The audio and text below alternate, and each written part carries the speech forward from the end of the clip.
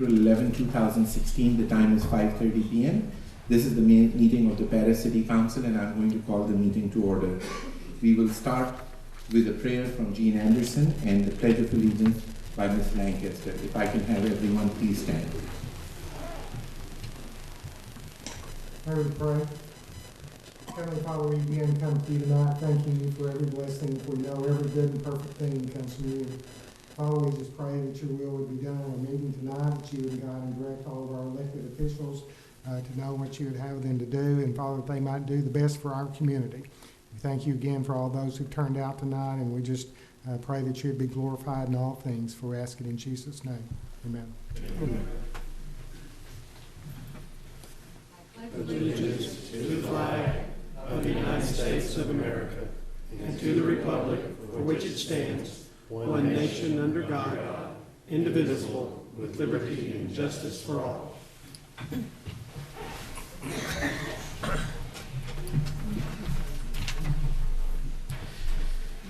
Next item on the agenda is the Citizens Forum. Persons desiring to address the council must limit their presentation to no more than 2 minutes. Unless an item is posted on the agenda, the Texas Open Meetings Act prohibits the council from responding to any comments other than to refer the matter to a future agenda, to an existing policy, or to a staff person with specific factual information. Claims against the city, council members or employees, as well as individual personnel appeals are not appropriate for the Citizens Forum. If you want to address the council, please come forward, write your name and address for the record. The Citizens Forum is now open.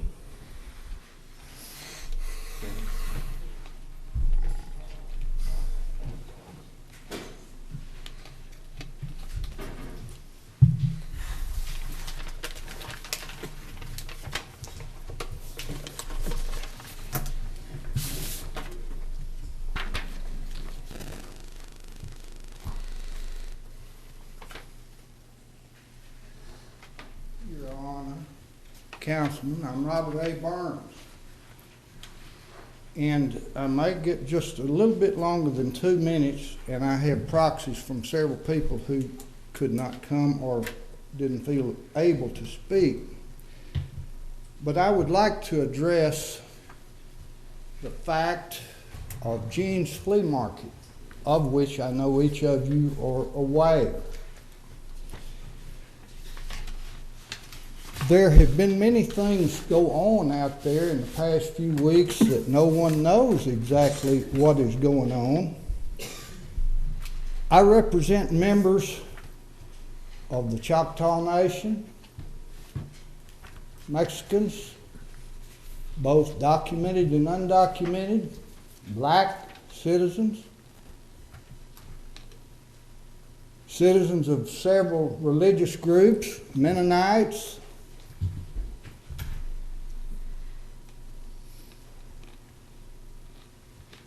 Protestants, people from the Muslim community, and others.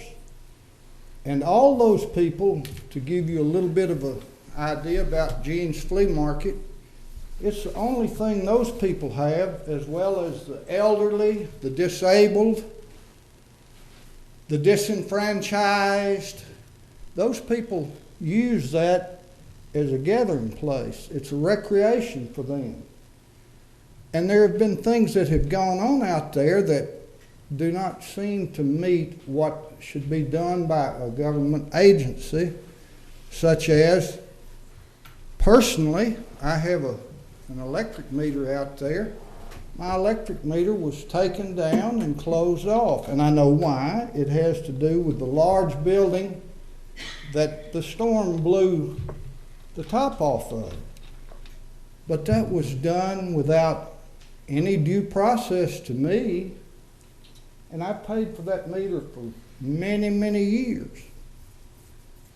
Also, it has disenfranchised a number of people who had religious services in that building and around there, people who don't normally attend any other church, people from all walks of life. There are people out there from every walk of life, and a lot of those people have, you might call it a prayer service, But to suddenly disenfranchise someone's religious acts out there without any due process or without anything like that is capricious. And it certainly is not right. Those people that go out there sell produce, sell items from their house, they sell homemade goods, they sell honey, fruit, vegetables. And all of a sudden, of course, it's unfortunate that the storm blew the top off of it. But then it is my understanding at that time the city said, someone from the city, I guess we're all the city, but the city people said, you cannot use that tin that came off there to try to repair that, nor can you go recycle it. Does the city speak from both sides of its mouth? We talk about recycling. Why not? They said, oh, it has to be put in the dump, or so is my understanding, in the trash dump. We talk about recycling. That is a classic example of recycling. Why could that not at least be done? It is my understanding that the city has denied a permit to repair that building.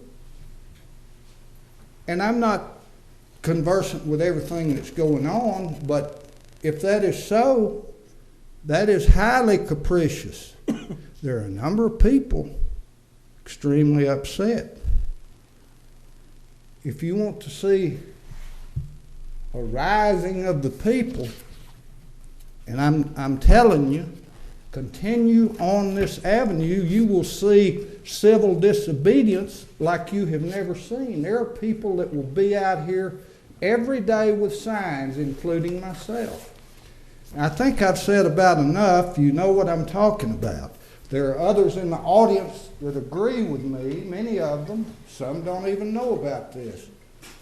But I'm telling you, if you do this in the manner which you have taken, the course that you have taken, you will see civil disobedience. Thank you.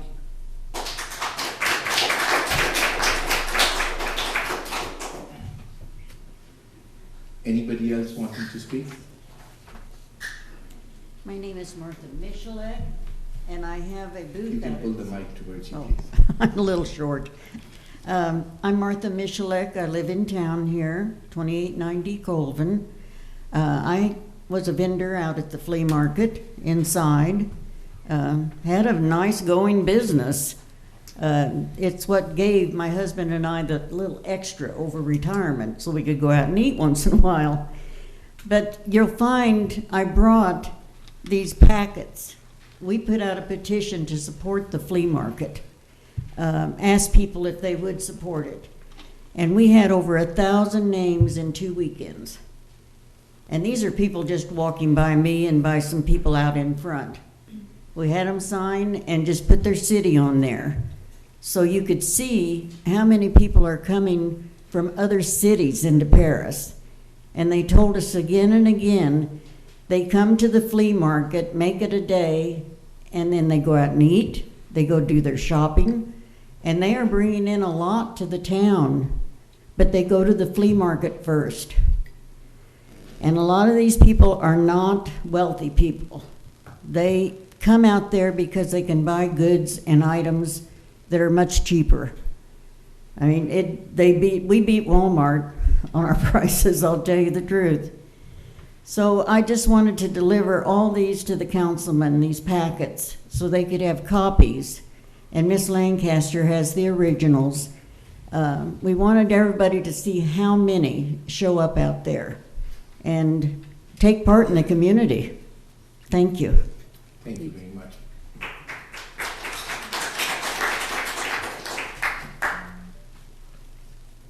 Is there anyone else who wants to speak?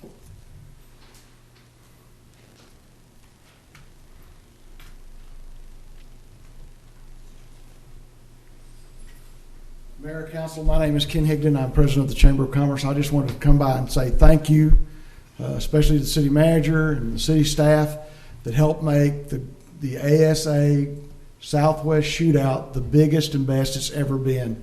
We had over 1,600 shooters this year, 400 more than the year before. We almost ran out of food. We had to reorder. Things were great. The weather actually held up. But I also want to thank the Parks Department and the Parks and Rec folks. We could not do this event without them. As you know, the impact on this is over $1 million to the economy, and we could not do it without the partnership with the city, and so we want to thank everyone that was involved. Thank you. Thank you.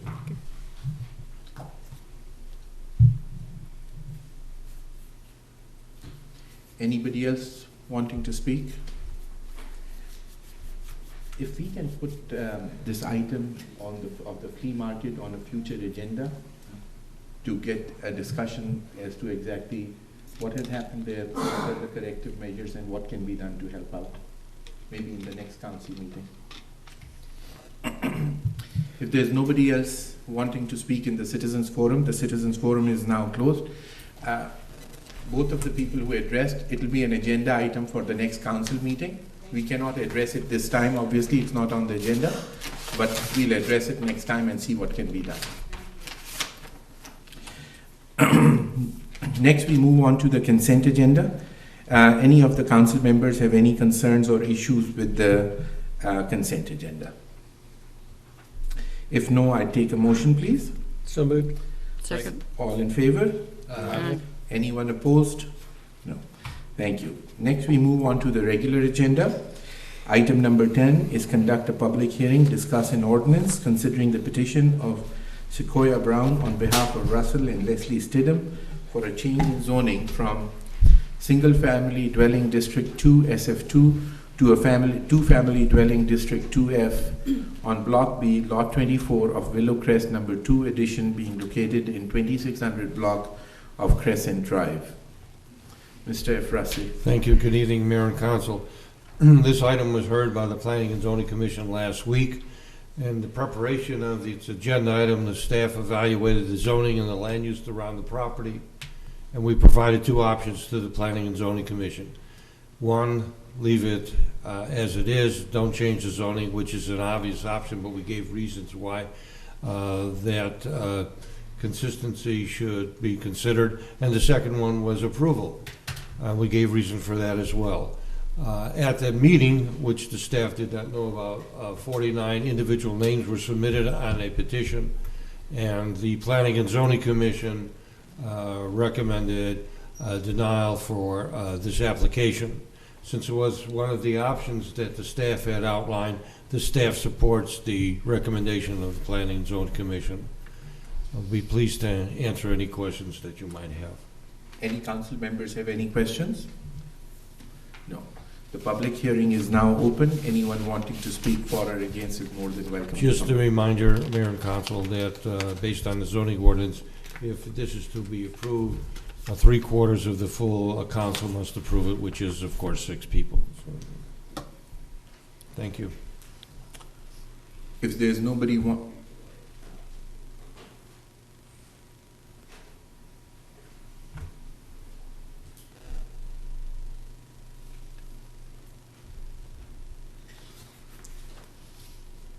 Good afternoon. My name is Shane Bolton. I live at 1370 Northeast 27th, which is just right next door to this location. As a group of concerned neighbors and homeowners, we're adamantly opposed to this rezoning for several reasons. Number one, as a homeowner and resident, we believe this rezoning will have a significant impact on the quality of our neighborhood. Number two, if you allow rezoning for this lot, what's to keep you from approving a change for the 2 vacant lots just east of this lot on the same street? Also, if you allow this rezoning change, what's to keep you from approving changes in the town north estates just east of this neighborhood? We believe this could be the first in a series of zoning changes that could adversely impact not only my neighborhood, but many other neighborhoods throughout the city of Paris.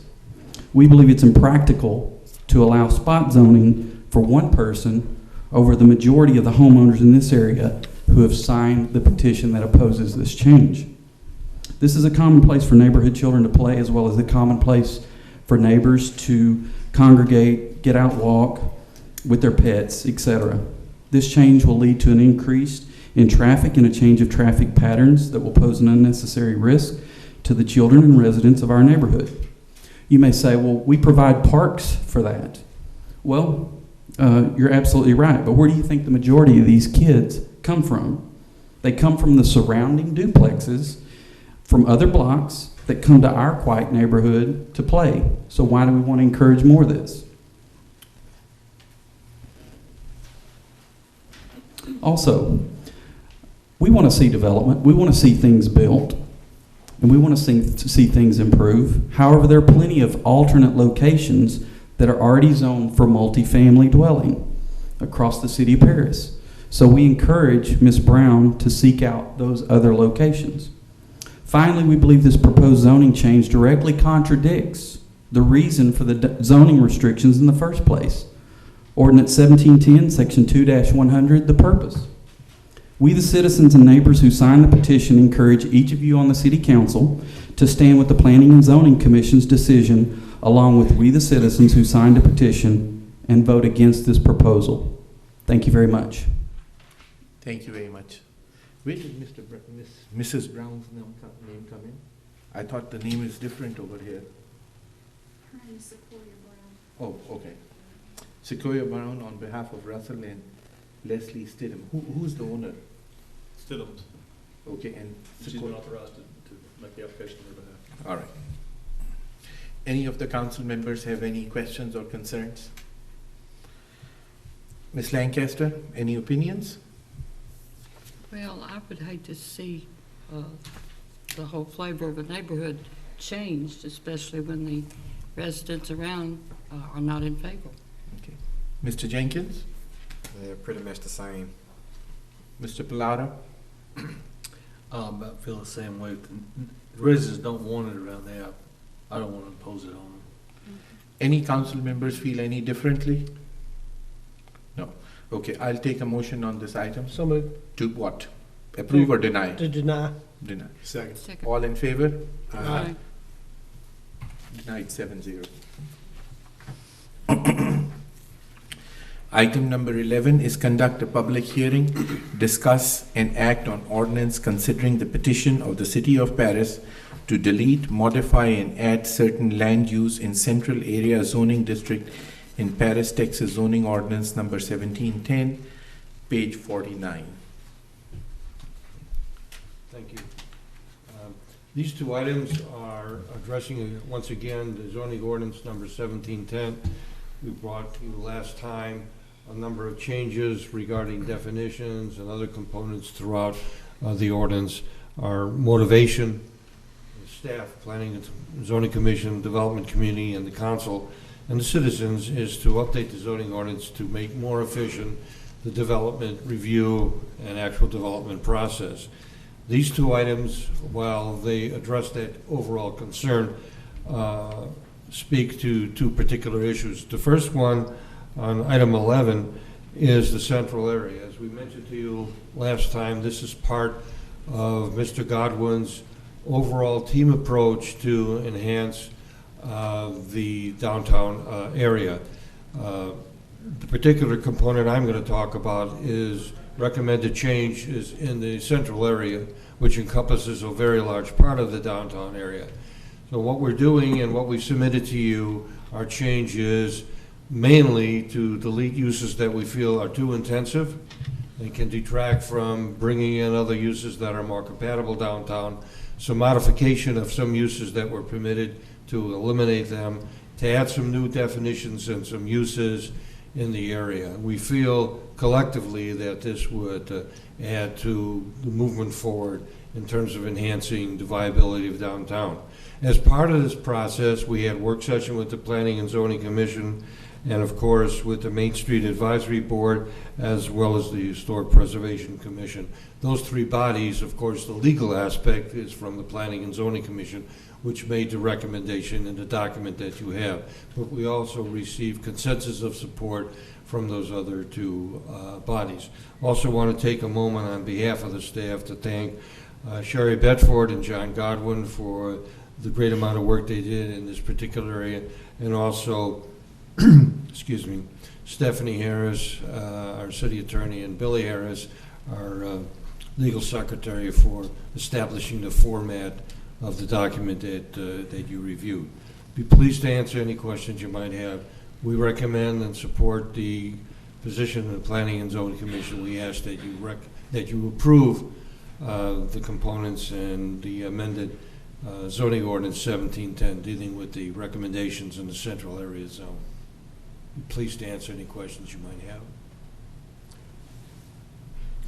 Mr. Pickle? No, sir.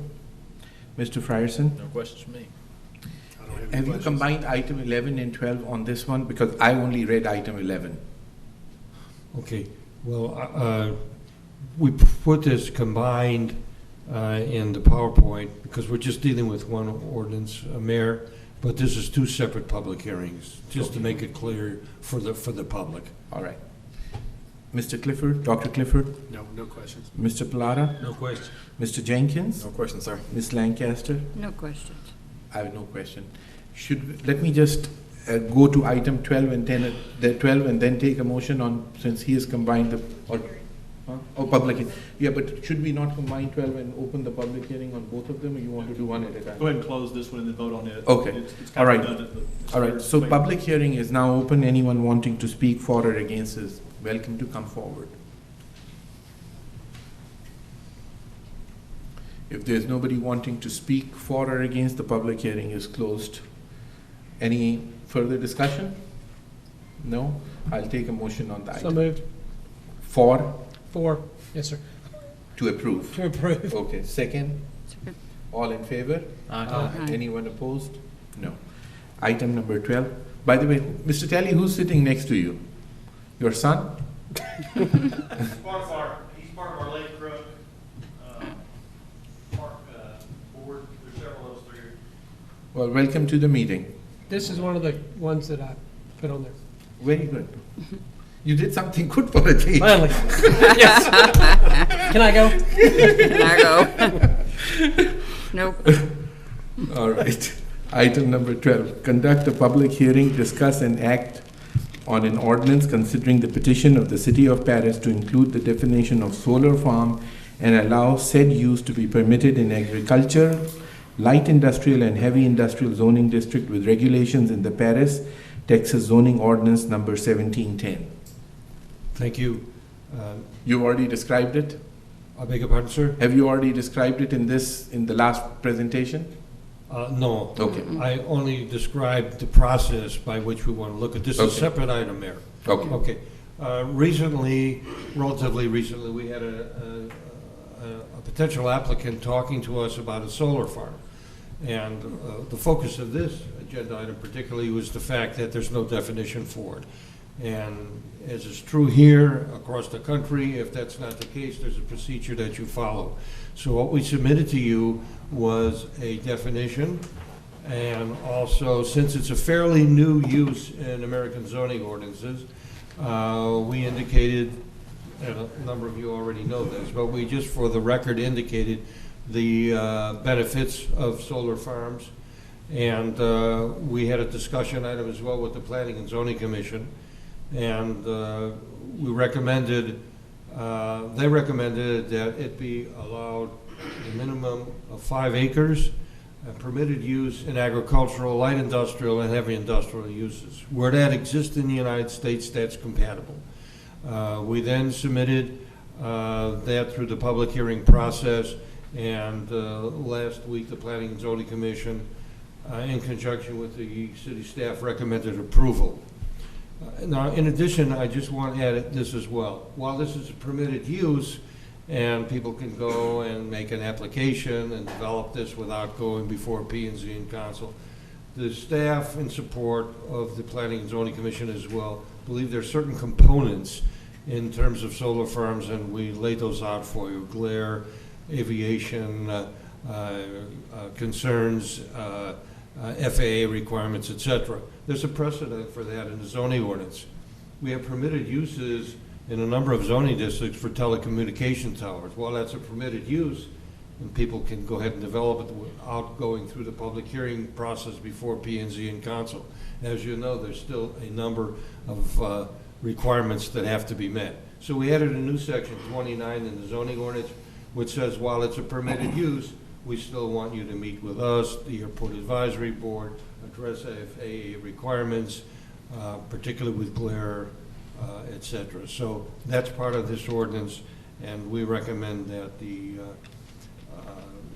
City Council approve that, those amendments as they're included in zoning ordinance number 1710. Be glad to answer any questions you might have. Mr. Efrazi, first question that I have is on 5 acres of land, how much electricity can you generate? I don't know how many panels, I think that's your question. I don't know how many panels. The panels vary in size, Mayor. They can be quite small, they can be large. And so we have no description of that in the ordinance. That's correct. And that's why I'm asking the question. So how do we gauge, I mean, is it going to be millions of volts of electricity generated, or is it, I mean, is it going to be a health hazard? Is it not going to be a health hazard within the city limits? Okay. I didn't find it when I was reading it yesterday. Okay, I don't think it'll be a health hazard. As far as the electrical generation, that varies based on the size of the farm. We can do more research and get those answers for you. Oh, I mean, my thought would be that wherever, particularly in South Texas, it's done a lot.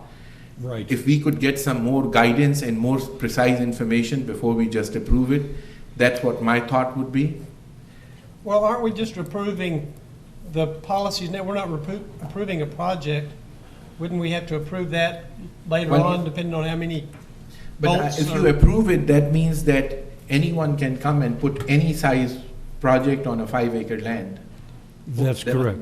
That's what he's... Well, except that you're requiring an SUP, are you not? No, we originally recommended a specific use permit to speak to Mr. Pickles' question, where they would have to come before you. Mm-hmm. Planning and Zoning Commission wanted to have this as a permitted use outright, but still with the requirements that are listed here. But not the other requirements that I'm referring to. No. And that's what I'm saying. So you're granting a blanket. Okay, I see what you're saying. I thought that this had a... And so that is only reservation. I mean, I have no problem with it if it is allowed. And most of the time, wherever I've seen this, it's on wide open, non-inhabited areas. I mean, it would be nice to have something in Paris, but I'm not sure whether right in the middle of the town does one want that. And I'm not sure the people who were interested, how much land were they wanting and what part of the city were they planning to put it in. But that's besides the fact.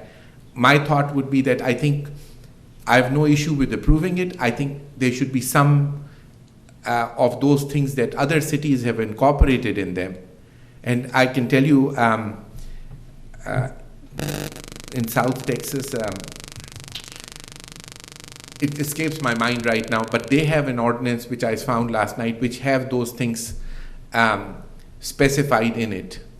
So I'm not saying adopt that ordinance. I'm just saying that, look into it a little further before we give a blanket consent.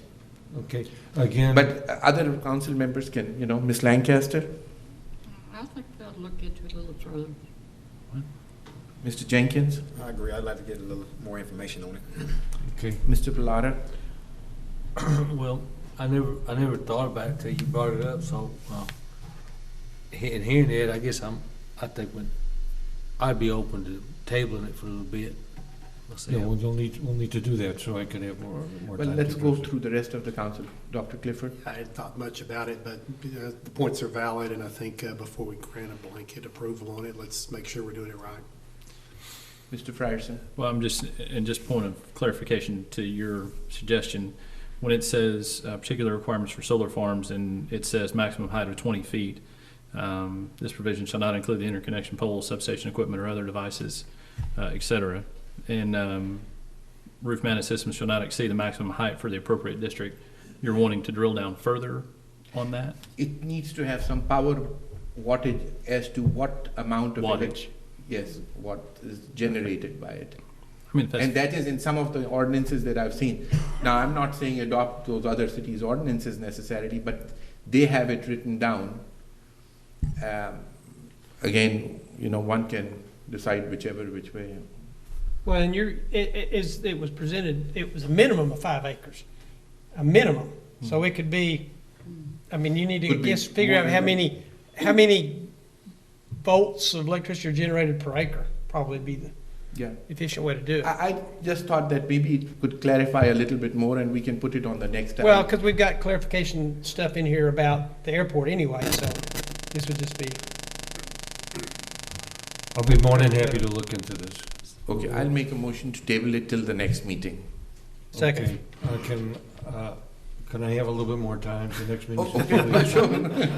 No, if there is an urgency to approve it because somebody wants to come to town, then. No, they understand. Okay, They- that's fine then. Okay. All right. All in favor? Aye. Okay. No one opposed? No one opposed. Thank you very much. Okay. Item number 13 is receive presentation from Lake Crook Park Committee, discuss and passively act on the committee's recommendation for improvement to the park area. So first of all, I want to thank all of the people on the Lake Crook Committee for doing it, and so hopefully we'll have a good project, but let's hear what you have to say. All right. Well, good. Ms. good- Alsobrook. Yes, I'm Ruth Ann Alsobrook, and I chaired the Lake Crook Committee, and several of our members are here tonight. Jackie Alsobrook and Robert Talley. And this young man is Cade Shawhart, who was one of our 2 high school members. And then we've got Bud Mackey, and is Kyle McCarley here, or Ken Coles? Okay. And then, of course, Robert Talley. And I also want to thank John Godwin for all his help and advice about recreational equipment, as well as Bill Loringer, who gave us a lot of creative ways to accomplish what we wanted without using very much money at all. So I've got our recommendations from the committee, and I guess y'all can see that on your screens, right?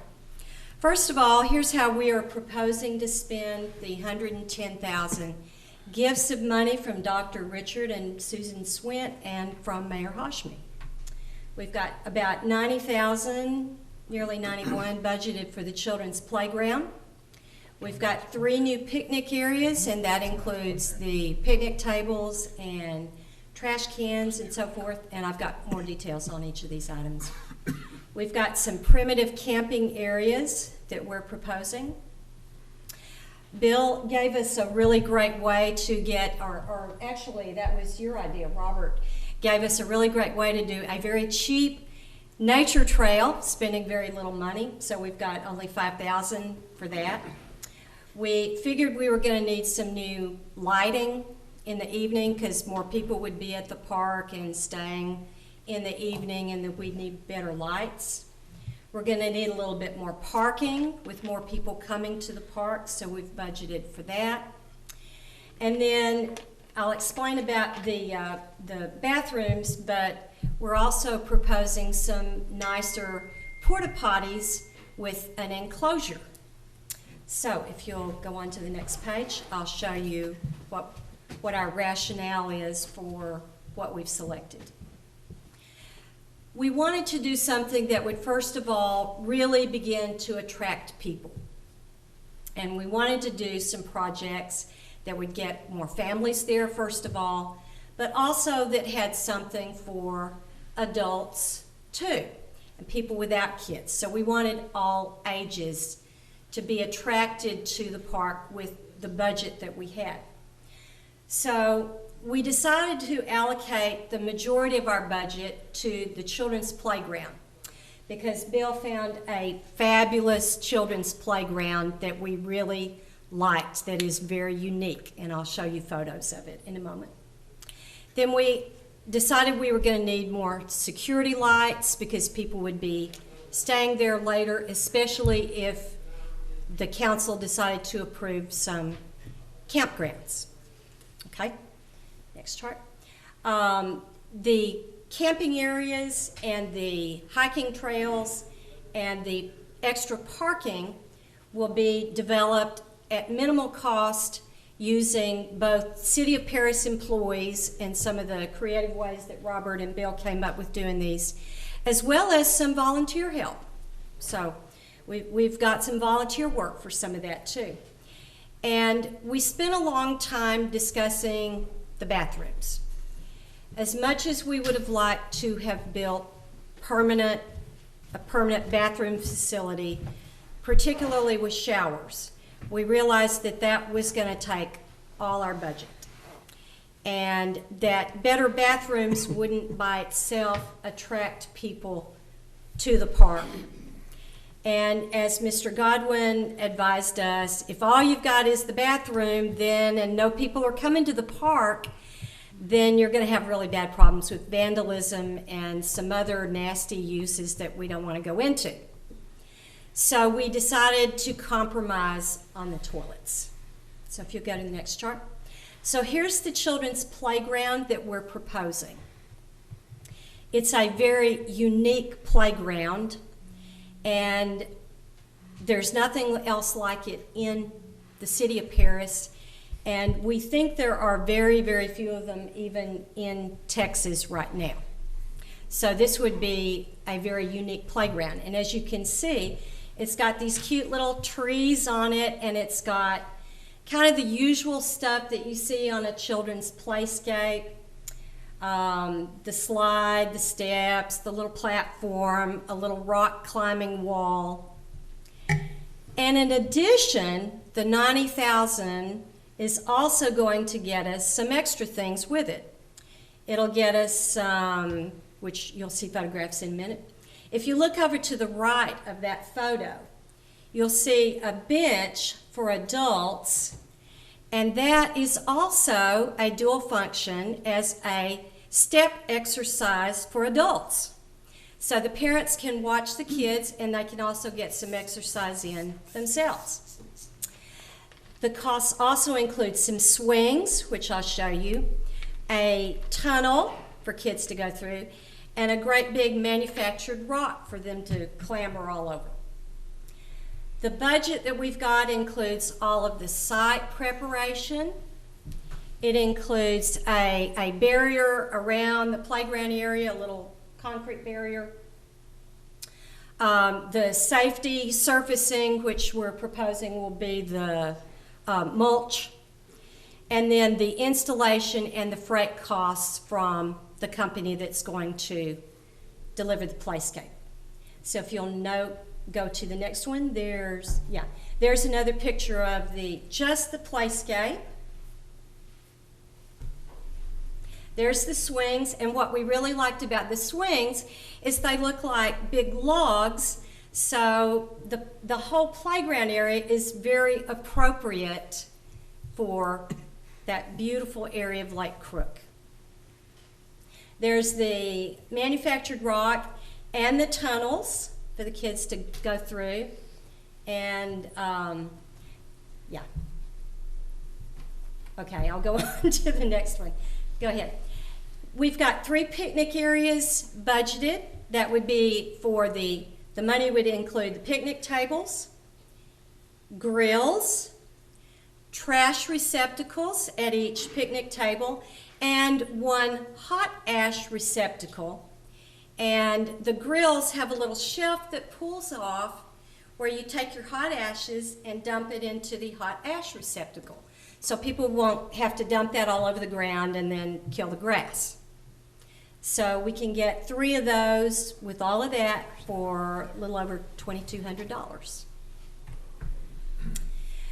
We've got some primitive camping areas also proposed, which our city employees say we can get done pretty cheaply.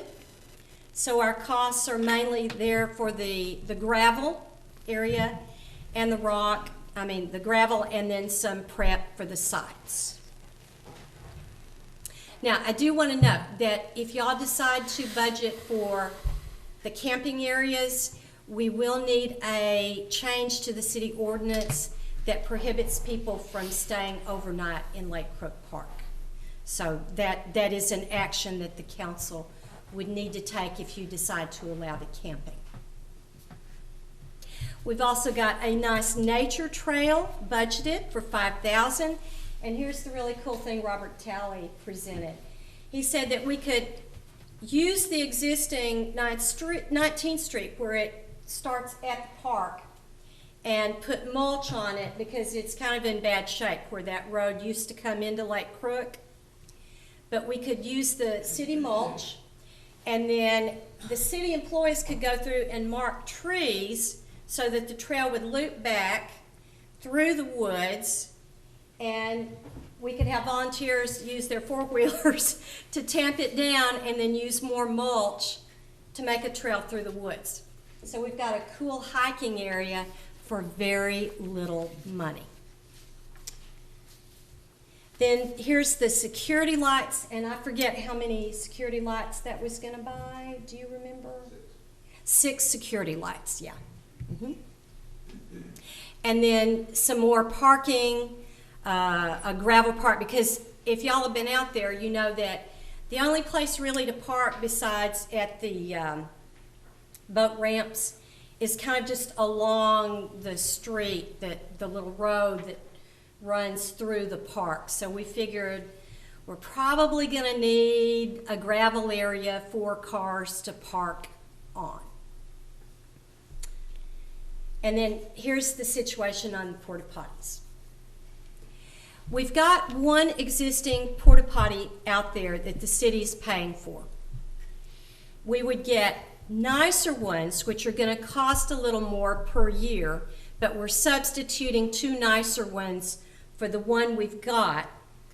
And the city would also build a concrete pad for them so that, as we discovered, the one out there has occasionally ended up in the lake, and we didn't want that to happen. So we've proposed building a kind of a privacy enclosure around those, very similar to what is at Oak Park, the Oak Park walking trail. And I happen to walk at Oak Park quite a bit, and I know that people use those quite a bit. So they've worked very well, and while it would be really, really nice to have permanent bathrooms with maybe a shower for camping eventually, we knew that would just eat up all of our budget, and we couldn't get all of these other things in there. So we compromised on those. Now, the city employees have proposed that we could use some of the money from reservation fees for using the park for like the campgrounds or whatever, and some of those costs could be earmarked to help pay for the annual fees on the improved porta potties. Now, this is where we've stopped, but as a committee, we'd like to continue. One of the things that we kicked around doing was becoming part of Keep Paris Beautiful and requesting some additional funding from Keep Paris Beautiful. And I didn't know before I came here tonight that we can probably get some money from them. What we would also like was our 2 high school students wanted a place to play volleyball. And we older members of the committee, that never occurred to us, so we were very glad for their input about that. It was a very good thing to propose, and so we thought maybe Keep Paris Beautiful could kick in some money for the volleyball net and poles. One of our other members, Cal McCarley, has been working on a t-shirt project to raise public awareness and maybe sell t-shirts, getting some sponsors on the back to help defray the costs, and use those to raise not only public awareness but maybe some additional funding. And then Bud Mackey worked on an improved design for a Lake Crook sign that is very pretty, and I didn't have a... Robert's got it. Oh, Robert's got it, okay. I didn't have a photo of it that I could put in my presentation, but we thought it would be nice if we had a better sign too. Now, some of that, it depends on where the sign is going to go. If it's there in the right-of-way on 271, we know that that is going to involve TxDOT and a lot of other things. But if we decide to put the sign up there at the entrance to the park, that is something that we could use with possibly Keep Paris Beautiful funds, because the sign was about, what, 5,000? A little under 2,000. Under 2,000, excuse me. Okay, yeah. And we also thought if we merged with Keep Paris Beautiful, we could still continue to coordinate with the city, but then we would have access to raising funding without having to start our own, 501c3 plan and all of the work and details that would be concerned with that, but that we could continue to raise money for additional things. There's lots of other things that we would love to see happen at Lake Crook, but this is our proposal for how we start. And I'll be glad to take any questions. But first of all, thank you. It really makes me happy. Finally, we're doing something there. Couple of comments that I have. First of all, there is a person who's interested in donating some LED lights if they are usable. So you might be able to save some money there. I can provide that information to you. They have an LED light company. You can contact them, and if they suit what you're wanting, then you can save some of the money from the lights. That's number one. So whoever wants that number, I'll be glad to provide it. The other issue that I wanted to address was future funding, and you've already addressed that, and I think it's a great idea if we can cooperate with Keep AB or whatever and make it easy to do it. One question that I had is, what is the area of the park? The area of the park, I'm going to have to defer to Robert and Bill on that. Isn't it 288 acres? No. I'm talking about the area that you're improving for the children's play area. Well, how big is that area? Well, there's a big open space near the pavilion. I've seen it, but I was just wondering how big is it? Is it? The area for the playground is going to be 75-foot area. Okay. With the safety service center. Okay, all right. The third issue is for the city attorney. Legally, is there any issue if we were to approve the ordinance to say that people can stay there overnight? I don't think there would be a problem with that. We would just need to change the ordinance to allow for that. And you might want to consider whether or not you limit that to people who are camping. There's some traps you want to run and exactly how you want to amend it, but there's not a legal prohibition to amending it. So you think we should have some proper verbiage for that ordinance before we allow that to happen? That would be a good idea. Okay. One other question that I had was, how much is it going to cost to have an actual bathroom? I saw $3,900 some odd dollars listed, but how much is what is the cost of building a bathroom? Just like a porta potty, instead of a porta potty, you build the same size thing, but have a septic tank or something. Yeah, the actual building is probably going to cost about $100,000, depends on how large it is. We built 2 here recently. Even just the same size as a porta potty costs $100,000? Well, it's got to be ADA accessible, and that makes it bigger when you start doing that. That's when it gets expensive. Porta potties don't have to be ADA accessible? You have to have, they don't all have to be. You have to have some ADA accessibility with everything you do. But it's going to be a lot more expensive than you think. It'd be great to have, and of course, you already mentioned that you could do it with a septic tank because there's not septic lines out there. Yeah. But yeah, and we could come back with a price on that. That was just, again, that they talked about it a lot, and they agree that they'd really love to have I think it's a good use of money for the time being, but I think if we can accumulate enough funds from donations, etc., it would be nice to have and is it that when you're going to have water there, right, for the porta potty? No. There's no water. No. Is it that difficult to put just like a shower head that you see on beaches to have? Well, there's not a water line there. There's not a water line. There's not a sewer line. That's the issue. So you have to extend lines from a pretty good distance. Okay. So. That was part of the problem that we wrestled with on the bathrooms, because we really, really wanted to do that, but we realized that was going to eat up most of the budget. There is a water treatment plant there. Is it that difficult to bring a water line? About a half a mile away. So, is it really? Yeah. You can't build the bathrooms closer to the water treatment plant? You could. They talked about that. That's something they also talked about that too, If yeah. you want to put it up there, but then people would maybe have to drive their car to go to the bathroom. Okay. And it becomes a problem. All right. So, yeah, they talked about it a lot. So. All right. And the last thing that I have 2 more points. One is, the roads leading to Lake Crook are not the best. Now, obviously, this amount of funding is nowhere close to fix those roads, but is there any chance that maybe the city can improve some of those roads by our own people, fixing it somewhat so halfway decent so that at least you don't fall off the road when you're driving there? Well, there is. Of course, that is a city street, and that's always the issue of, you know, if you fix this one, you don't fix that one. The biggest problem we have is in the last couple of really heavy rains, if you've been out there, if you noticed, you go across that bridge is about to go away. And we're gonna have to spend money on that fairly soon, no matter what. So that's where the biggest piece of our money goes. But yes, it's a really beat up, bad road. And if you're gonna encouraging people, inviting people to come use our park, you hate for them to beat their cars up getting out there. And that's what I'm saying, even halfway decent, you know, like when we did the trail, kind of the parking lot at the trail, which we put all our Right. old thing down there, can something of that sort be done so that at least it's a little bit better than what it is? Something can be done, yes. Okay, so maybe we could look into that. Sure. I think that those were all my points that I wanted to bring about. I think it's great. I think it's a very good use of money.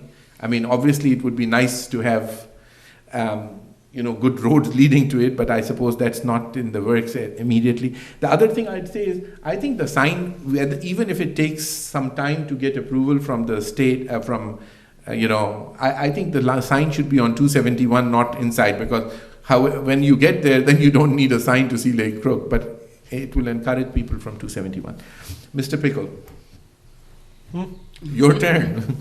Oh, well, I think on the signage part, you need to be careful just because the way this one looks, it looks great as you're pulling in, but with all the landscape picture, all the color and all that, if you're going down the highway, you need a sign that's just basic.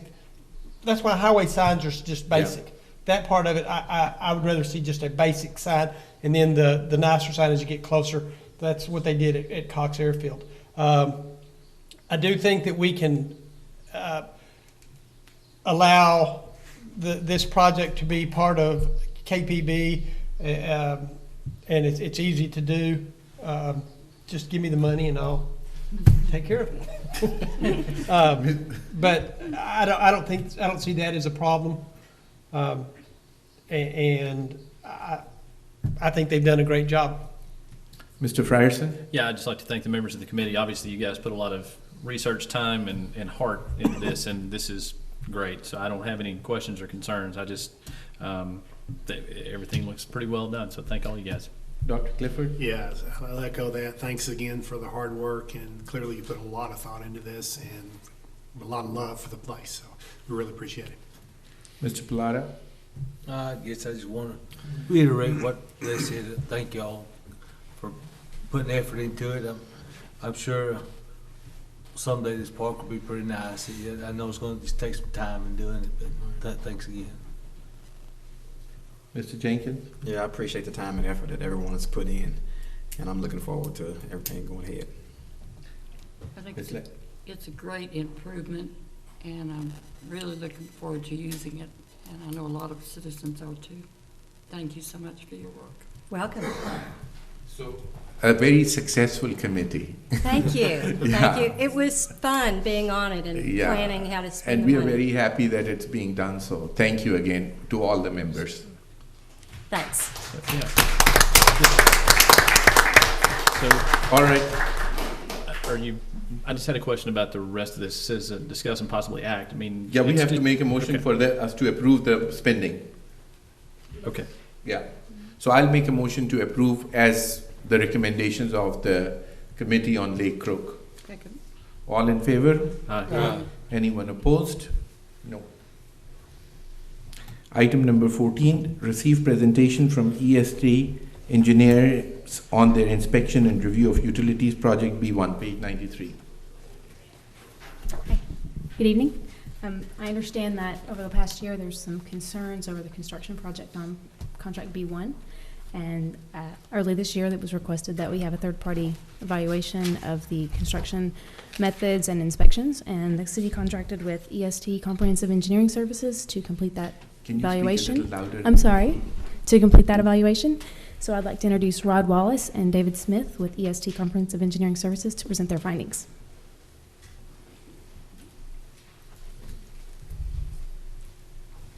Mayor, members of the City Council, my name is David Smith. I represent EST Engineering. We're domiciled in Oklahoma City and have offices around the state of Oklahoma. I have with me tonight Mr. Rod Wallace, who's also with EST, and he was actually physically present during all of the activities that took place on our inspection of the sewer line and water line that was that we were asked to inspect. And any questions you might have regarding the work that we did, you can certainly talk to Mr. Wallace about it. We're here to present to you our findings and recommendations dealing with the post-construction review of completed water and sewer lines, which were a portion of Project B1 on Houston Street and Maple Avenue. Specifically, there were 1,200 linear feet of sanitary sewer line, 6-inch sanitary sewer line constructed on Houston, 1,200 linear feet of 6-inch water line constructed on Houston, 1,100 feet of 6-inch water line constructed on Maple Avenue. These two extents comprised our engagement with the city. A little history on the project. Project B1 began in November of 14 for installation of water line and sewer lines on Houston and Maple and 19th Street Southwest, along with some pavement repair and or replacement of pavement that might be displaced by the construction of the water and sewer lines. Can I interrupt you for just one Yes, minute? sir, you may. I just have a question on this. We have not received this yet, right? We just got it right now. The books? Yes. We're Is supposed this to the be same delivered- presentation? I sent you all Supposed to be an email delivered Thursday or Friday. I'm sorry? I sent everyone an email on Thursday that they were in our office. Okay, I did not get an email. I didn't get it either.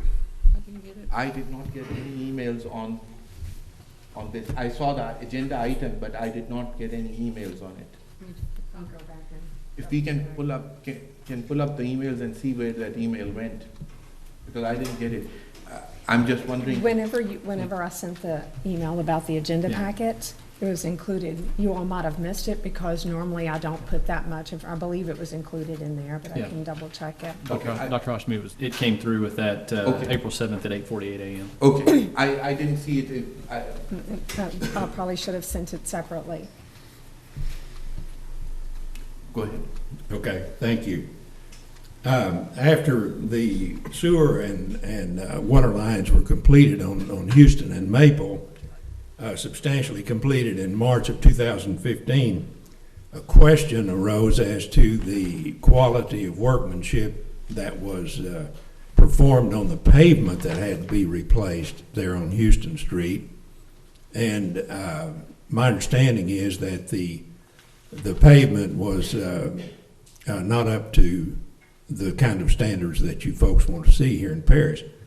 And I understand that the city folks had the contractor go back in and replace the pavement on Houston that was disrupted. Now it follows logically that if the pavement was bad, there should be a question about the quality of workmanship in the sewer line and water line construction that took place. So therefore, the city engaged EST to do a third-party post-construction review of the sewer lines and water lines in those two locations to ensure and verify that they were built according to plans and within acceptable limits. Regarding the project that we performed for the city provided to us daily inspection reports, the project plans, the inspector's working plans, the contractor's working plans, and various photographs to assist us in our review, and they're in the packet that you did not receive, Mayor, until today. Regarding the water line construction, in addition to the city's records, Mr. Wallace met with Mr. Mark Shue of your Public Works Division and interviewed him about problems, concerns, issues that might have arisen with the water lines and the water line construction. We reviewed the literature that the city gave, and that in conjunction with the interview that Mr. Shue gave to Mr. Wallace. They detected no leaks. The water line was functioning as it was designed to do, and therefore it's our recommendation that the water line is in fact of good quality workmanship. Regarding the sanitary sewer line, the line between 34th and 34th Street and Loop 286 on Houston Street was visually inspected by Mr. Wallace. We videoed with a closed-circuit television camera the existing sewer line which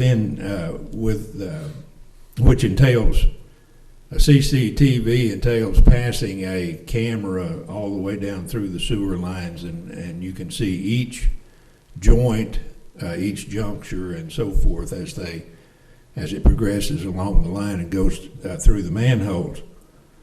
That video is available to the city, and it's in that packet in the back in the appendix.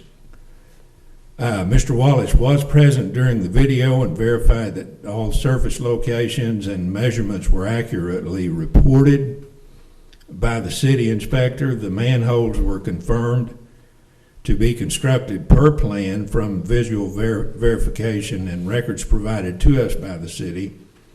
Depths of the manholes were verified to be in conformance with plans.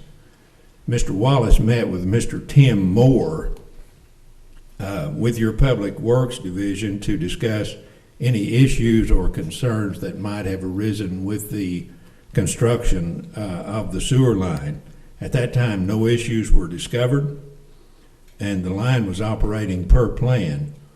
Mr. Moore's records were in good order. He performed vacuum tests on each manhole, and all the results from those were noted in his working plans and daily reports. The contractor utilized a pipe laser to align the pipe joints so that you got a good continuous joint of length of sewer line.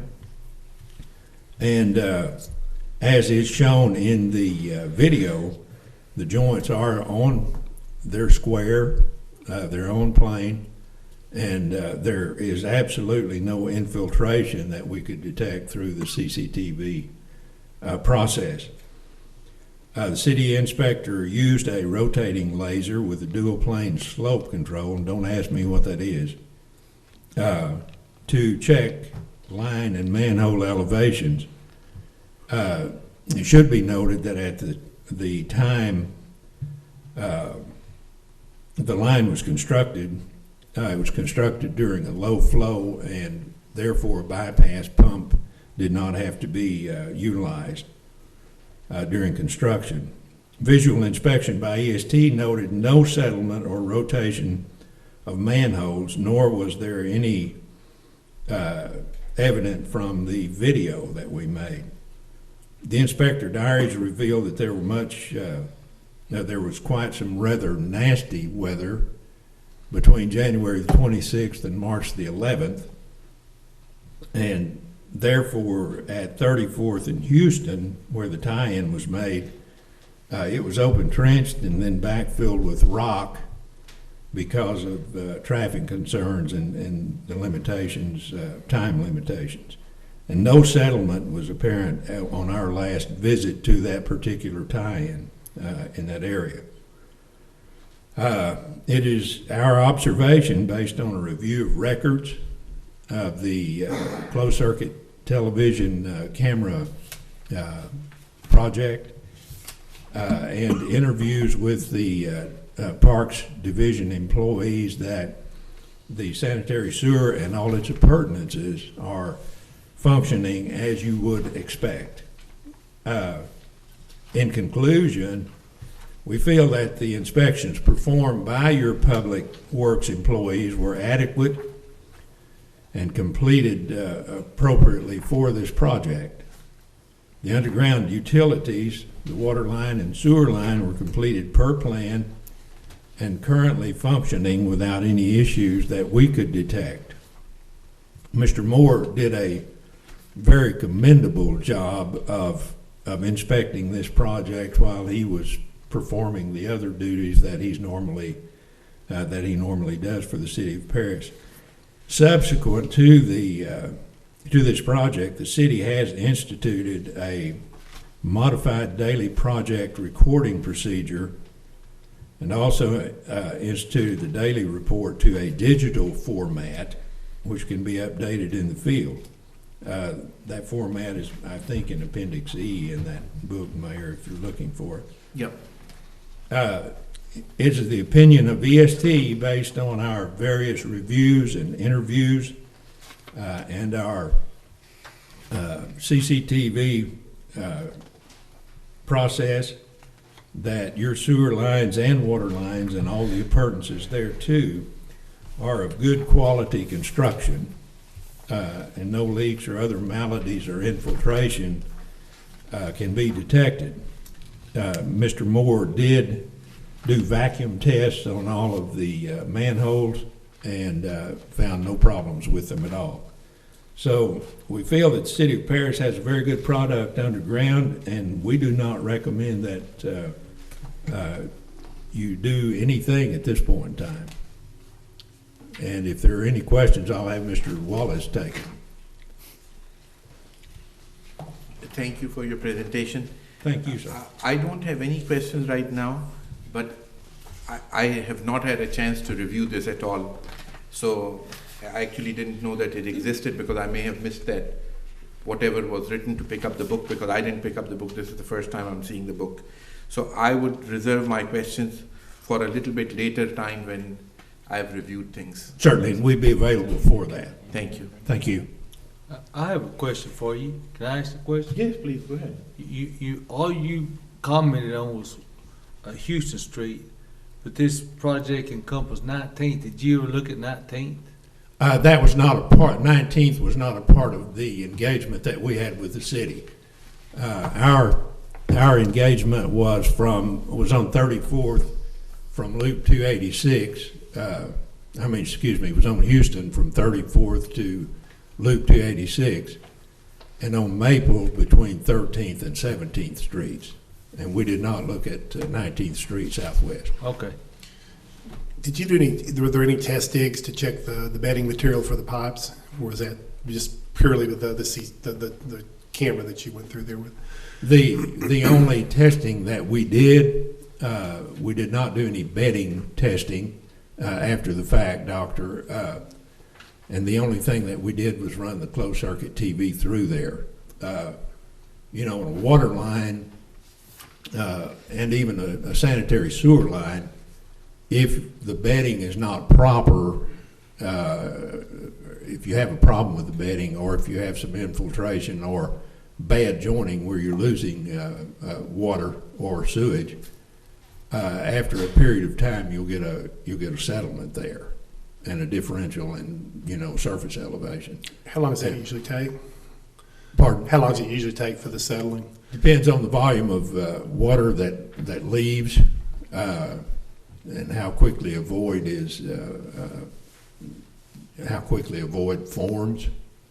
I would say that as much rain as we've experienced here in this part of the world over the past year, that if you had settlement in the lines themselves, that it should have showed up by now. Dr. Clifford, can I interrupt you for one brief second? Again, I'm just looking at right now. There is one picture over here which says 3/7/2016.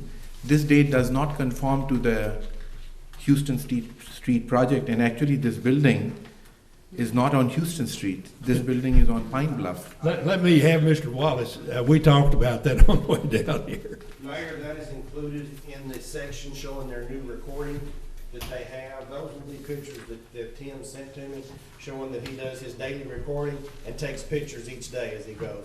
That is in your new process. Okay, so it's not a reflection of No, what, sir. No, it's just being done as to what was normally done. Yes, sir. We want to show what was done at the time, the recording that was done at the time, those diaries are in there, and then also the new process. And there are pictures of Houston Street like this too? They have some, but we're not able to get those at the time. Okay, if it's done routinely, I'm just curious as to why, but let me review this. I don't want to ask questions without knowledge. And remember, just to jump in, our process was changed and it was improved as All the right. staff changed, so. Anybody else, Mr. Pickle? Well, I've already looked at this report. Okay. And You're I satisfied? had a discussion with them earlier, because by the way, it was well-bound and everything else. That's how I got a hold of it ahead of time. And so I asked them. But some you were questions. satisfied? I was satisfied. Your opinions of the people that perform these functions, like Tim and whatever, give us your opinion of what you felt like those capabilities of those people. Mr. Wallace can probably speak to both of them much better than I can, but having just reviewed Mr. Moore's work, he did an outstanding job as far as we'd hire him. We would hire him to work for us for sure.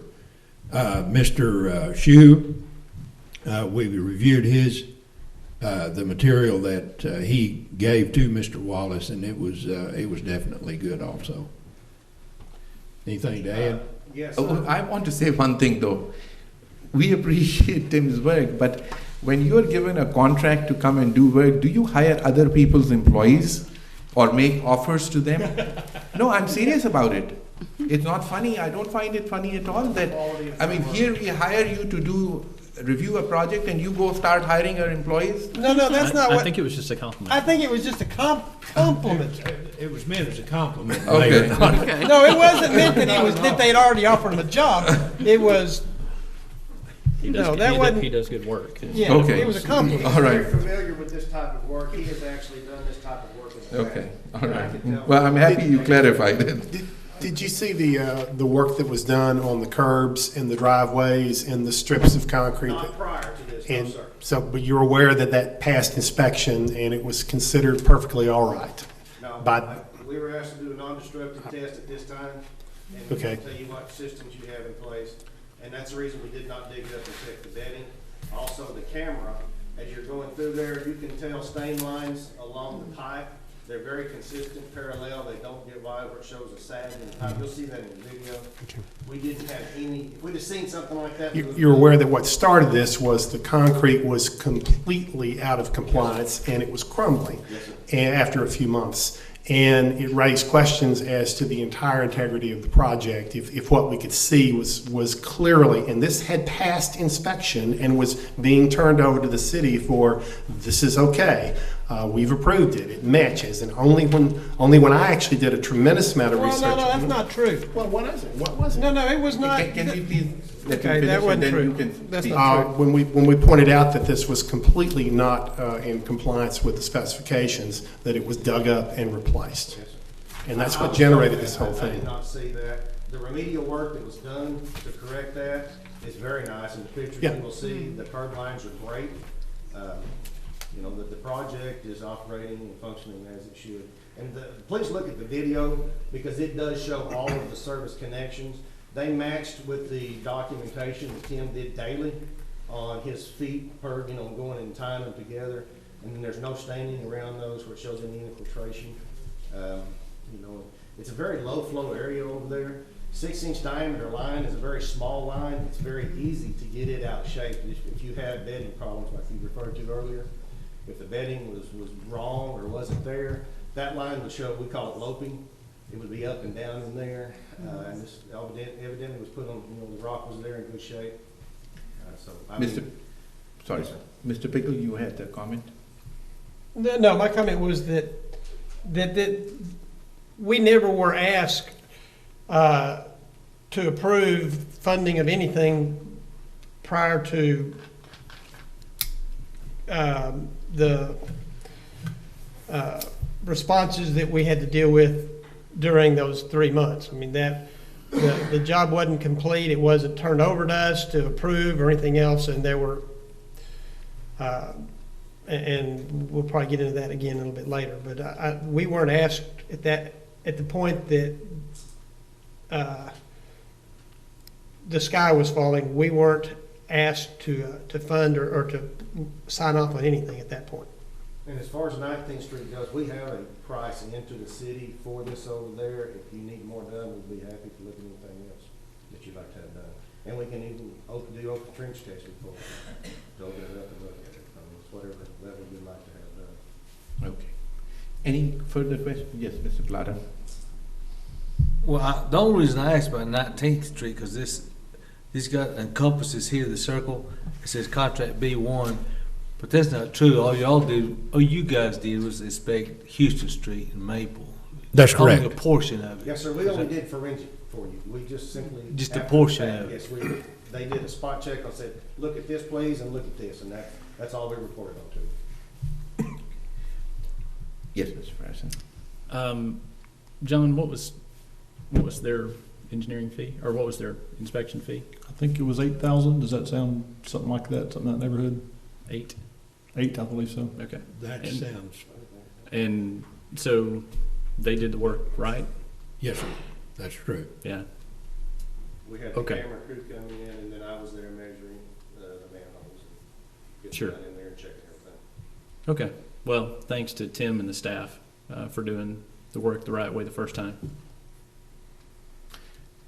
Anybody else for any questions? Except for the curbs, which were horrible. That's what I understand. And no comment was made about the curbs, and that's my point. They were built under the inspectors.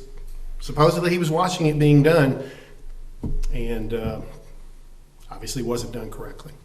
Well, my biggest thing, I live on 19th Southwest, and there was a new street, and everywhere they cut it, it's terrible, and that's all they haven't fixed it yet. I'm sorry. I wish the council had voted to spend more money on streets then. No, Mr. Frierson, there I'll disagree with you, because that was not part of the original bond that we had, number one. And number two, if they can do it right the second time around, they can certainly do it right the first time around. So, I mean, I understand what you're saying. We disagree. But yeah, we disagree. But the thing is, I'll not buy into that one. But anyway, we have another thing about this presentation later on, so we'll discuss it. Personally, I want to review this first, and then I want the ability to come and talk to you again at a later date. Certainly, Dave. That's your pleasure. Anybody else? No. Okay. Thank you very much. Thank you. Okay. Item number 15 is convene into executive session pursuant to 551074 of the Texas Government Code to deliberate appointment, employment evaluation, reassignment duties, disciplines, dismissal of a public officer or employee, to hear a complaint or charge against an officer or employee as follows: city manager. The time now. Can I ask a question? Sure. Do we have to go into executive session? It is pertinent to personnel, so yes. Do we have to go into? Well, we don't have to though. You don't have to, but it's listed as a personnel item, and I think we should go into the executive session, and if we need to discuss it outside, we'll discuss it outside again. I have no issue with that. Well, if John, would you mind if we keep it in open session? I'm happy to do whatever the majority of the council wants to do. I mean, I just feel like it's a chance. If he doesn't care, then it's a vote of the council and see whether they want to do it in it's just a good way to be transparent. I think personnel policies in the past have been discussed in executive session. I think we should keep it that way. Well, unless we're trying to hide something, okay. But I don't think there's anything to hide, but I think personnel policies, you have asked for it before, that they be discussed in closed session. Well, no, actually, I've asked for it to be in executive session before, but and we have done it in executive session. Well, yeah, I'm not going to insist. You want to discuss it, whichever way you take a vote of the council, make a motion, take a vote of the council if they want to discuss it in open session. I'll make a motion that we keep it in open session for transparency, for the benefit of the citizens. Motion fails, I suppose. Okay. There's no second. So, the time is 6:49 p.m. and we go into executive session. It's 7:50 p.m. and we are back out of the executive session. The council members discussed the performance of the city manager. Some people had good comments and some people had some reservations. And the reservations were about being proactive on certain jobs that have been undertaken, in particular with the bond project. There was one other thing which was partially discussed, but again with reference to the supervision part, but since that is part of the agenda in the open meeting, we're going to discuss it over here. So that is all that I have to say on that. So we are back into open session.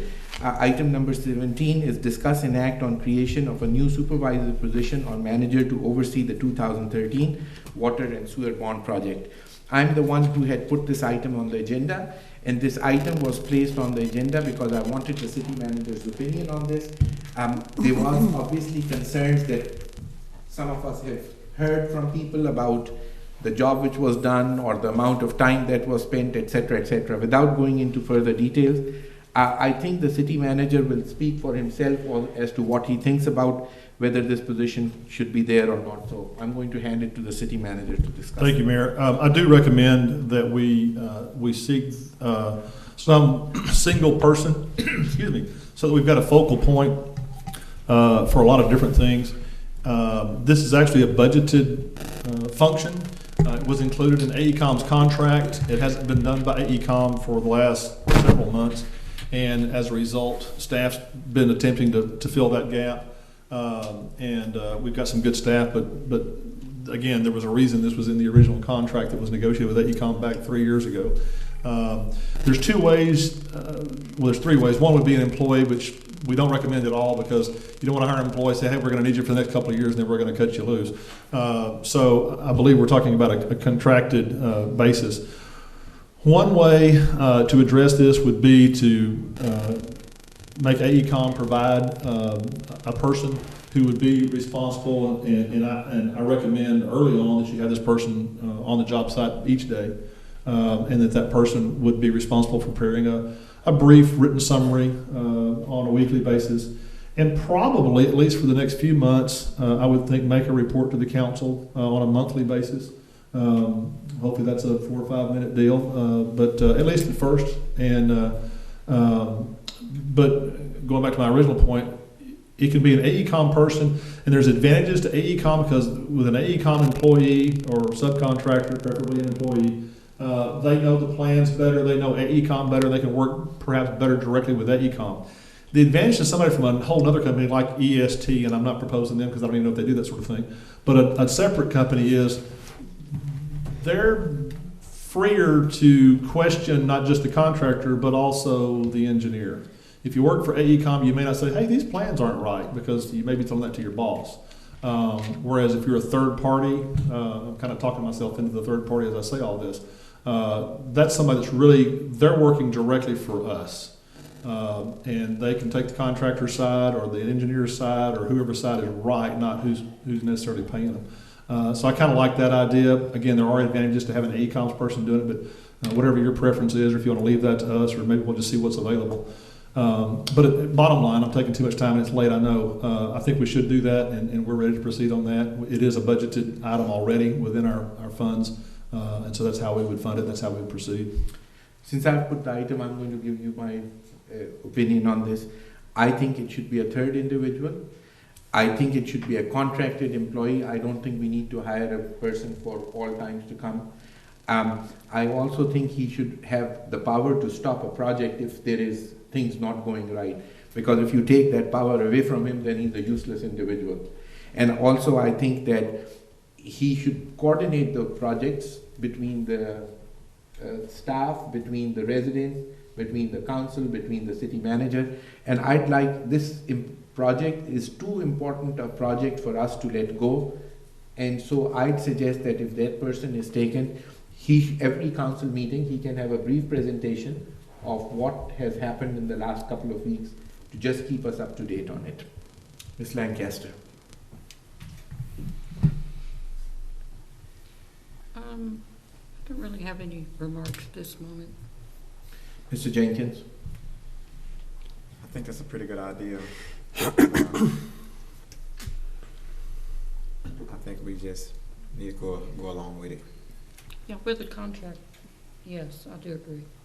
Mr. Pilata? I don't have a lot.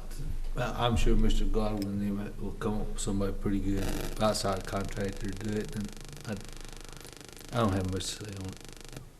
Dr. Clifford? I'm for the outside third-party contractor, and maybe we can give the citizens his phone number. They can call him instead of us. Instead of us. Mr. Frierson?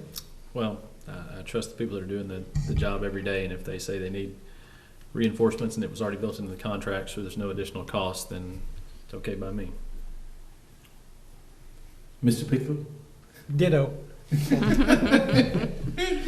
Okay, is this an action item? I thought I'd put it as an action item, didn't I? An act on creation. Yes. So I'd make a motion that this outside person be hired for what we have discussed basically. All right. So, all in favor? Aye. All right. I do want to ask a quick question of the council. Does the council want to, item 18 is a long presentation. Do you want to hear it tonight or you want to delay it for a later date? If we're going to hear item 19, we need to hear item 18. Okay. So we're going to continue on. So we'll go to item number 18. Received a detailed update on 2013 water and sewer bond project, including the date, the project's job, let, starts, status of each project, and associated costs to date and estimated completion date. Again, I'm the one who had put the item on the agenda. I'm not necessarily interested in the associated costs. I just wanted to find out what day these contracts were given, what was the schedule, when were they supposed to start, and when are they supposed to end, just so that residents of the community have an idea of when there is hope in sight for their streets to be fixed. Okay, would you want that information specifically for B2 or all of the bond projects? On current, it doesn't help right now to go back to 19th Street project. It's done and gone right now. I'm more interested in what is ongoing right now. Okay, Jerry, I may need a little bit of help on B2. I'm gonna pull up the updates real quick.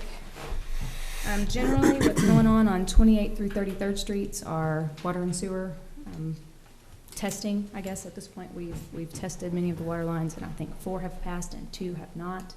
And so the city street department is coming in to do some level up on the subgrade in preparation for the asphalt pavement that was discussed with the change order last month. They have to do that work to prepare for the asphalt. 2 of those streets have not passed water samples, and until we get a passing sample, it doesn't make sense to do that level up work because they're going to have to dig down and expose those lines. My understanding is contractors working towards that currently. There were some cleanup issues that were addressed last week that hopefully have improved the situation for the residents. I think there's been workers with their heads to the ground, keeping on with the installation as efficiently and quickly as they can, and I think that they've done a good job cleaning up when we asked them to, but we needed to pay a little more attention to that. So I think we've got it cleaned up better this week, and things are going smoothly. And the water test that has not been done, what was the reason for that? It was just not completed? I believe it's done, it failed, and. Okay. Yeah. One of the water tests was done, we had a leak on 28th. There is a leak, we're looking for it, they're actually looking for it now, and that's the reason we test the lines and what have you, so that we don't put something in service that has a small leak on it and it shows up a little later date. The 2 back tees, like I say, failed, so part of what the mess is too is when you've got the holes dug in front of everybody's yard is because when that back tee fails, that means you can't put the new line in service, which means you can't transfer the services from the new line into and take the old line off. And Jerry, just in case everybody doesn't know what a back tee is, what is the back tee? It's a bacteriological sample. What it is it tests for positive or negative. I know you know. Yeah. I was talking about the fire chief. Chloroform, anyway, so we do have 2 of them that failed, so we're not able to put them in service. We've got 3 that's passed this last week. As you see some of the holes getting covered up and cleaned up, we were able to swap the services, put them in. You'll see ongoing work this week where they'll be digging at each end to cut and cap the old lines now. We've been fighting that battle that you get the line in service and then the old line's still in service and you have a leak on it, and then you have more and more trouble. There's been approximately 14,000 linear feet put in on B2. And that's pittered construction. Out of that 14,000, probably 13,000 of it is in your street. So you've got roughly 48,000 square feet of pavement that's been disrupted in straight line shots, not to mention the cross lines. So that's when we found out that the base was bad, that the curb and gutters were falling backwards, and even though that wasn't part of the sewer and water project, it's something that needs to be taken care of so that we don't end up with the Houston Street effect as well. So we've been able to get city crews in there and start ripping and tearing and doing that. So you'll see a lot of work in conjunction with the contractor, with the city crews too. So what about, when was this contract started, and when is it supposed to finish? And I understand there may be some intermittent delays that you explained to, but when was it supposed to have started and finished? Notice to proceed was 7/13/2015. The contractor did not start for 2 months and 10 days after the contract was noticed to proceed. The estimated completion date is 5/15/16, so next month. Okay. I think we have a few rain days probably to add to that, so it's going to put them closer. So by the end of May, that project would finish? It's supposed to be closer to being done, yes, sir. Okay. And one other question that I had for you on that project is that all those streets, have we decided to repave them, because most of the street is gone? It is, and that's the reason we're going in. We're adding base. We're ripping out what is left of the narrow strip of asphalt that was left in there. No base, so we're bringing that up, milling it, tilling it in, mixing it, and it will be a 2-inch asphalt overlay from curb gutter to curb gutter. And the curbs are new too. I saw them. We are replacing them as we go. And that wasn't part of it. One other question that I have is Atmos, or I don't know, electric company. Nobody's coming and digging that street that we know of as soon as we repave it. No, and some of the disturbance you see out there was Atmos was there before we were. Okay. So you'll see, and I think Dr. Clifford has a picture where one of the yards has a big mound of dirt in the front of it. That guy actually built that himself. I've cut a bunch of the slides out. It may not be there. Yeah, so I mean, it was so that was his berm as far as before we started. So. And Jerry, tell us about Pine Mill. When was the contract given? When is it? I mean, I know it's already started. When is it finishing? What is the schedule? Sure, I can give an update on Pine Bluff. We issued the notice to proceed on February 25th, and we Of this year, in 2016, and we anticipate that to be a 10-month duration. Right now, they're working on sewer, and they started at North Main, and they're headed towards 20th Northeast. They've made it to about 8th Street. Currently, the road is closed from 5th Street to 8th Street. And this summer, they'll be ready to start on the water. And they'll go back to North Main and work towards 20th. And it'll be fall before they're ready for the paving. and I do want to tell you, whoever the contractor is, they're doing a very good job in the sense that whatever they tear down, they fix it, and they have kept the area clean. Not a single resident has complained, at least from that side to me. I don't know others if they have, but we haven't heard any complaints about it. And I think the people are really great that, they're just grateful they're getting the new street and the services. Yeah. But now keep in mind, what the dig outs and the rock and stuff you have now is just the sewer. They're coming back, Yeah. and then there'll be a water disruption and then a storm drain as well. But they have cleaned it, and they, even after cleaning, even the road that they have not repaved, but the road is fairly level. I mean, it's drivable road. Any other projects that are ongoing besides Pine Mill? We're getting ready to start La Mesa Heights in May. That's the next part of the Package 4 contract that's upcoming, but Pine Bluff was the original project in the Package 4, and that's the only one that we've mobilized on yet. And when is it going to finish? Pine Bluff? No, or La Pine Mesa Bluff Heights? The other. I think it's 6 months, 6 to 8 months on La Mesa Heights, and it's also water and sewer in the street through that neighborhood. And now, if I remember it, there was something coming on the loop too. Correct. When is that starting and ending? We're unsure of the start date for that one. There's a couple of easements that we're still working on, and those are going through the condemnation proceedings now. Once we have those easements secured, I think that the contractor would like to get going on that as soon as possible. That's a big line, and it's going to take a while, so we don't have a start date until we get the easement secured. Okay. But anyway, I was very happy to see the work at whatever Pine Mill, Pine Bluff, because, I mean, it looks like a great job that they're doing. Ms. Lancaster? Mr. Jenkins? I have no comments. Mr. Pilata? No comment. Dr. Clifford? I'm pleased to hear the updated reports, and it answers a lot of my questions. You know, most of the stuff I'm going to be talking about, you've already addressed, and I appreciate that.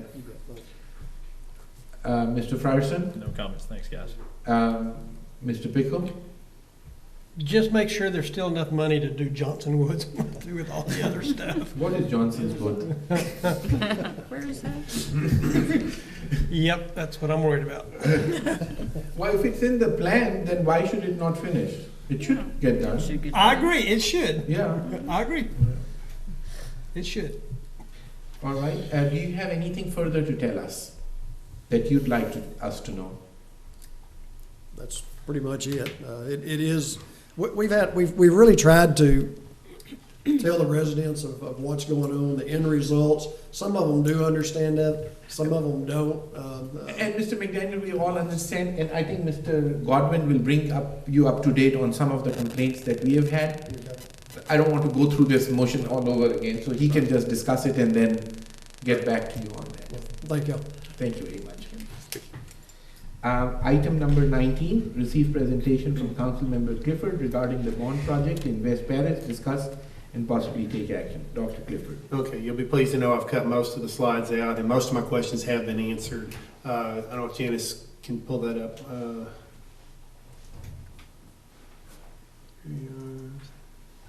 Oh, I just double click on one of them. I think they'll start. Okay, you can in a minute. Okay, about a year ago, a woman asked me to, quote, please don't forget about us over here in West Paris, and I told her I wouldn't. When I was elected, I stood up for the citizens of Houston Street regarding the substandard concrete that was done there, and it's been repaired, and it actually really makes the entire neighborhood look better. A few weeks ago, several of my constituents brought another situation to my attention. They told me their streets had been torn up. They couldn't get their cars in their driveways. I looked into this and found that several streets were indeed in bad shape. I explained to them that there was some disruption, was of course unavoidable due to the construction. I reassured them the project would be completed as quickly as possible and the streets would have a much better final appearance after everything was completed, as they would be completely resurfaced. And I promised them I would look into it and see what I could do to expedite the repair of the streets. I took a walking tour of many streets in West Paris, and I took a lot of photographs and showing the condition of the streets as it was about a week ago. Now, understand, a lot of this has been fixed, but I wanted to share with everyone what this looked like and why these people were so upset. Next. Just just click on the right down there, you got it. And yeah, this is on Bonham Street. Next. And just routine driveways next, and a big waterfowl area here with just dirt and mud next, and just muds in the street next, ruts next, and how'd you like that to be your driveway and be told, I don't know when it's going to be fixed, and this is why they were calling. Okay, next, and lots of construction next. And what bothers me a little bit is some of this new concrete has already been cracked up because I guess heavy equipment's gone over it, and that's unfortunate because it's going to have to be repaired. Next, here's some. Dr. Clifford, some of the new work, however, I mean, it's not aged yet, so I can't tell you, but some of it looks very good actually. Oh, a lot of it looks very good, and that's when I'm almost finished. Next, this is what they were looking at every day, and next, and next. And I mean, my gosh, you need a 4-wheel drive on a rainy day. No kidding, you did. And then this kind of shows that. Next, and that's it. That's it for the slides. So anyway, my purpose in showing this was simply to let everyone know how torn up the streets really were and how much of an inconvenience this was to the residents. I wanted sometimes you to shine a light on stuff, things get moving. I wanted everyone to be aware of this, and I was pleasantly surprised over the last week. There's a considerable amount of activity that's been going on over there, and I'm pleased to see that. But I just wanted to make the point, these streets do need to be repaired, and we discussed it a lot, and I think we're right on the road to getting this done, and I have no further problems with it, but I just wanted to, at the time I put this on the agenda, this was the situation, and I wanted to make sure that everybody was aware of how bad things really were over there and what a high priority it was to get these folks' lives back in order. So. All right. Any further discussion on this? No. Okay. Consider future events for the city. Anybody? No? No. I thought there is something coming up on Saturday, some Saturday. On the 23rd, Yes. a week from Saturday, is the grand opening for the park here at the Methodist Church. And that's from 12 noon until 2 in the afternoon. So not this Saturday, but Saturday after next 23rd. All right. I already did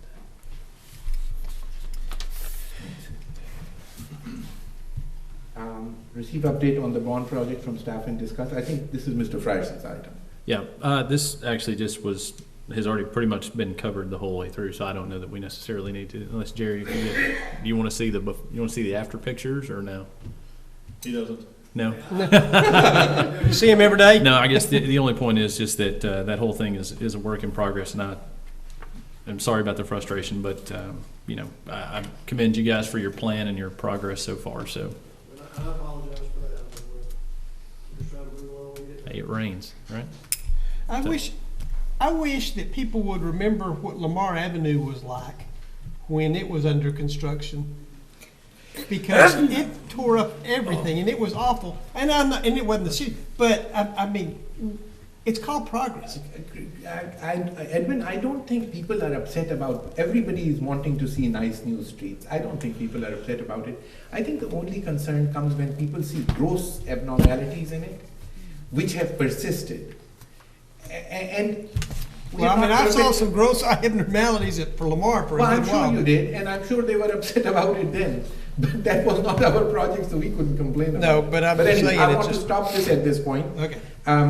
And I will want to go on to item number 22. So moved. Second. All in favor? Aye.